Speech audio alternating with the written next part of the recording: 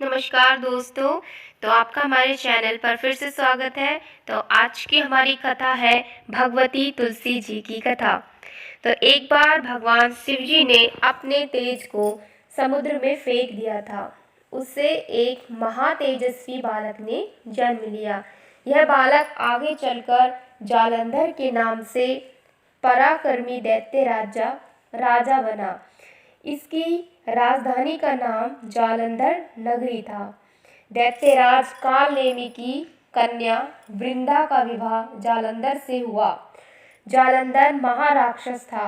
अपनी सत्ता के मद में चूर उसने माता लक्ष्मी को पाने की कामना से युद्ध किया, परंतु समुद्र से ही उत्पन्न होने के कारण माता लक्ष्मी ने उसे अपने भाई के रूप में स्वीकार किया। वहां से पराजित होकर वह देवी पार्वती को पाने की लालसा से कैलाश पर्वत पर गया। भगवान देवादिदेव महादेव का ही रूप धरकर माता पार्वती के समीप गया, परंतु मां ने अपने योग बल से उसे तुरंत पहचान लिया तथा वहां से अंतर्ध्यान हो गई। देवी पार्वती ने क्रुद्ध होकर सारा वृतांत भगवान विष्णु को बताया। जालंधर की पत्नी वृंदा अत्यंत पतिव्रता स्त्री थी। उसी के पतिव्रत धर्म की शक्ति से जालंधर न तो मारा जाता था और न ही पराजित होता था। इसलिए जालंधर का नाश करने के लिए वृंदा के पतिव्रत धर्म को भंग करना बहुत जरूरी था। इसी कारण भगवान विष्णु ऋषि का वेश धारण कर वन में जा पहुँचे, जहाँ वृंदा अकेली भ्रमण कर रही थी। भगवान के साथ साथ मायावी राक्षस भी थे, जिन्हें देखकर वृंदा भयभीत हो गई। ऋषि ने वृंदा के सामने पल में दोनों राक्षसों को भस्म कर दिया। उनकी शक्ति देखकर वृंदा ने कैलाश पर्वत पर महादेव के साथ युद्ध कर रहे अपने पति जालंधर के बारे में पूछा। ऋषि ने अपने माया जाल से 2 वानर प्रकट किए। एक वानर के हाथ में जालंधर का सिर था तथा दूसरे वानर के हाथ में धड़। अपने पति की यह दशा देखकर वृंदा मूर्छित होकर गिर पड़ी।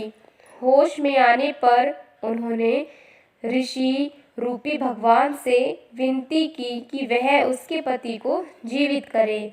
भगवान ने अपनी माया से पुनः जालंधर का सिर धड़ से जोड़ दिया, परंतु स्वयं भी वह उसी शरीर में प्रवेश कर गए। वृंदा को इस छल का जरा भी आभास न हुआ। जालंधर बने भगवान के साथ वृंदा पतिव्रता का व्यवहार करने लगी, जिससे उसका सतीत्व भंग हो गया। ऐसा होते ही वृंदा का पति जालंधर युद्ध में हार गया। इस सारी लीला का जब वृंदा को पता चला तो उसने क्रुद्ध होकर भगवान विष्णु को शिला होने का श्राप दे दिया तथा स्वयं सती हो गई। जहाँ वृंदा भस्म हुई वहाँ तुलसी का पौधा होगा। भगवान विष्णु ने वृंदा से कहा, हे वृंदा, तुम अपने सतीत्व के कारण मुझे लक्ष्मी से भी अधिक प्रिय हो गई हो। अब तुम तुलसी के रूप में सदा मेरे साथ रहोगी। जो मनुष्य भी मेरे शालिग्राम रूप के साथ तुलसी का विवाह करेगा, उसे इस लोक और परलोक में विपुल यश प्राप्त होगा। जिस घर में तुलसी होती है, वहाँ यम के दूत भी असमय नहीं जा सकते। गंगा व नर्मदा के जल में स्नान तथा तुलसी का पूजन बराबर माना जाता है। चाहे मनुष्य कितना भी पापी क्यों न हो, मृत्यु के समय जिसके प्राण मंजरी रहित तुलसी और गंगा जल मुख में रखकर निकल जाते हैं, वह पापों से मुक्त होकर बैकुंठ धाम को प्राप्त होता है।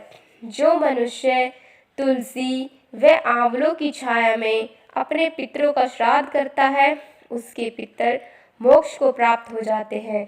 उसी दैत्य जालंधर की यह भूमि जलंधर नाम से विख्यात है। सती वृंदा का मंदिर मोहल्ला कोट किशनचंद में स्थित है। कहते हैं इसी स्थान पर एक प्राचीन गुफा थी जो सीधी हरिद्वार तक जाती थी। तो दोस्तों, कैसी लगी आपको हमारी आज की कहानी? अगर आपको हमारी कहानी अच्छी लगी हो तो वीडियो को लाइक ज़रूर कर देना, और चैनल पर नए हो तो कृपया करके चैनल को सब्सक्राइब कर लेना। इसी प्रकार की सुंदर सुंदर अच्छी ज्ञानवर्धक कहानियाँ आप लोगों को मिलती रहेगी। तो आपका बहुत बहुत धन्यवाद।